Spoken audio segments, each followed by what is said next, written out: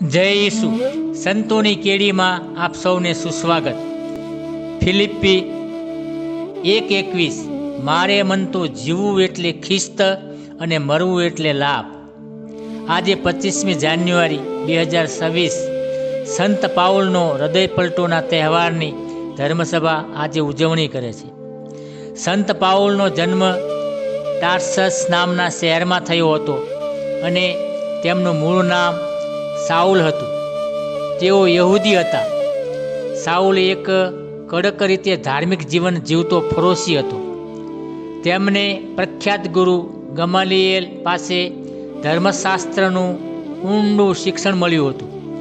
તેઓ રોમન નાગરિક પણ હતા, જે તે સમય માટે એક વિશેષ અધિકાર હતો। સાઉલ માનતો હતો કે ઈસુના અનુયાયીઓ યહૂદી ધર્મને ભ્રષ્ટ કરી રહ્યા છે, તેથી તેણે ખ્રિસ્તી વિશ્વાસને ખતરનાક ગણ્યો અને ચર્ચનો કઠોર વિરોધ કર્યો। તેણે ઘણા ખ્રિસ્તીઓને પકડીને જેલમાં નાખ્યા અને પ્રથમ શહીદ સંત સ્ટીફનના પથ્થરમાર વખતે તેની મંજૂરી પણ આપી। સાઉલ માટે તે બધું ઈશ્વરની સેવા લાગતી હતી, પરંતુ હકીકતમાં તે ઈશ્વરની યોજના સામે જ જઈ રહ્યો હતો। પ્રેષિતોના ચરિત્રો અધ્યાય 9માં બતાવે છે કે એક દિવસ સાઉલ દમાસ્કસ શહેર તરફ જઈ રહ્યો હતો। તેની પાસે મહાયાજકો દ્વારા આપવામાં આવેલ અધિકારપત્ર હતું, જેથી તે ત્યાંના ખ્રિસ્તીઓને પકડી શકે। દમાસ્કસના માર્ગ પર અચાનક આકાશમાંથી એક તેજસ્વી પ્રકાશનો એક ઝબકારો તેને ઘેરી વળ્યો। તે જમીન ઉપર પડી ગયો। ત્યાં જ એને અવાજ સંભળાયો, સાઉલ સાઉલ, તું શા માટે મને રંજાડે છે? આશ્ચર્યચકિત થઈને સાઉલે પૂછ્યું, પ્રભુ, આપ કોણ છો? ત્યારે અવાજે કહ્યું, હું ઈસુ છું, જેને તું રંજાડે છે।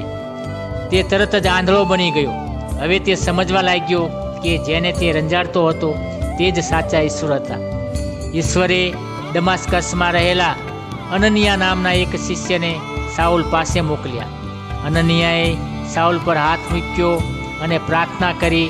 તરત જ સાઉલની આંખો ઉપરથી જાણે પડળ ખુલી ગયા અને તે દેખતો થઈ ગયો।